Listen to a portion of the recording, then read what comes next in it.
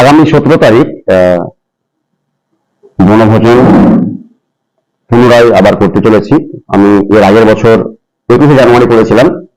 এই বছর 17 জানুয়ারি আগামী বুধবার অর্থাৎ পরশু দিনকে বনভোজন আবার অনুষ্ঠিত করতে হতে যাচ্ছে। এই বনভোজন টোটালটাই আলাদা।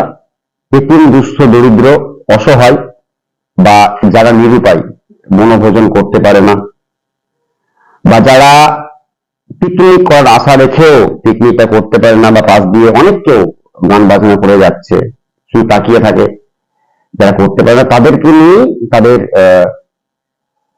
আনন্দটুকুন তাকে বজায় রাখার জন্য এই বনভোজন, সেটা আমি করতে যাচ্ছি। কোন জায়গায়? কর্মতীর্থ, কৃষক বাজার, শামসারগঞ্জ। কটা থেকে? সকাল 11টা থেকে আমরা স্টার্ট করব, যতক্ষণ পর্যন্ত টাইমিং লাগে ততক্ষণ পর্যন্ত চলবে। এই যে চিঠির সময় সাধারণত বিত্তশালীরা বস্ত্র বিতরণ বা বস্ত্র বিতরণ এই সমস্ত উদ্যোগ গ্রহণ করে। এ ধরনের উদ্যোগ নেওয়ার কারণ কি?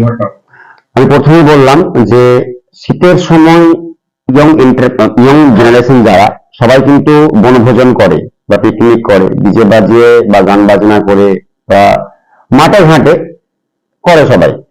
অনেক পরিবার আছে, অনেক দরিদ্র শ্রেণীর লোক আছে, তারা করতে পারে না, তাদের মুখে হাসি ফোটানোর জন্যই অ্যাকচুয়ালি এই উদ্যোগ নেওয়া। আর এটা আমি আজকে শুরু করছি না, এর আগেও আমি করে এসেছি, আর আমি ইনশাল্লাহ আগেও করবো। কতটা লোকের আশা আইটেম রাখছেন? এই বছর 2025 মতো ইনশাল্লাহ চিন্তা ভাবনা আছে। এটা বাকিটা উপরবেলার হাতে, কতটুকু হবে সেটা বলতে পারছি না।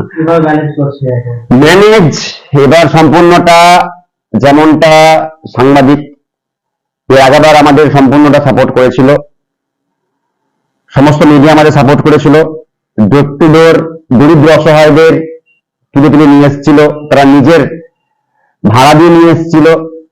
তার সঙ্গে সঙ্গে তার আগের বছর ছিল অসময়ে আলোবাতি। আলহামদুলিল্লাহ বছর আমরা আরো সঙ্গে পেয়েছি অসময়ে আলোবাতির পাশাপাশি সাংবাদিকরা তো আছেই, তার সাথে আমরা পেয়েছি United Public Foundation, Janaseba Foundation, All Life Foundation, হাউসনগর প্রতিবন্ধী সমিতি, আরো বিভিন্ন এনজিও আমরা পেয়েছি, মনে পড়ছে না আমার, অনেকগুলো সংগঠন আমরা পেয়েছি। তো সবাই আমাদের সঙ্গে আছে। আমরা তাদের কাছ থেকে বিভিন্ন ধরনের প্রতিবন্ধী হোক, অসুস্থ হোক, বা দরিদ্র হোক, বা অসহায় হোক, বা নিরুপায় হোক, তাদেরকে আমরা তাদের সবাই নিয়ে আসবে, সেইভাবে আমরা কাজটা ইনশাল্লাহ কমপ্লিট করব। আমাদের এলাকাতে অনেকগুলো এতিমখানা রয়েছে, তাদের কি ইনভাইট করা হয়েছে? হ্যাঁ, একদম একদম। এতিমখানা বলতে তো নেই, জায়গাপুর বলেই মিটিং এ থাকে সবাই, দেখতে পাই। এতিমখানা বলে একটা আমি দেখতে পাই না আজ পর্যন্ত কোথাও আছে। এতিমখানা কোথাও নেই। মাদ্রাসা, হ্যাঁ মাদ্রাসা এতিমখানা বলা হয় না, সর্বদিকে মাদ্রাসা, মাদ্রাসা এতিমখানা বলা ঠিক না।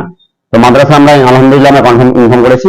মাদ্রাসা থেকে অনেকগুলো যে সমস্ত অনাথ শিশুরা আছে তারা সবাই আসবে, আমাদের বলা হয়েছে। কি বলবেন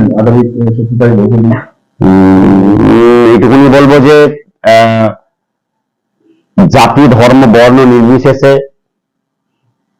যারা আমরা যুব সমাজ আছি, আপনারা সমস্ত মিডিয়া আছেন, আমাদের শামসারগঞ্জ সুফি ফরাক্কায় অনেকগুলো এনজিও সংস্থা আছে, সবাইকে একটাই কথা বলতে চাই, আশেপাশে অনেক দরিদ্র অসহায় যারা পিকনিক করতে পারে না, তাদেরকে একত্রিত ভাবে নিয়ে আসুন।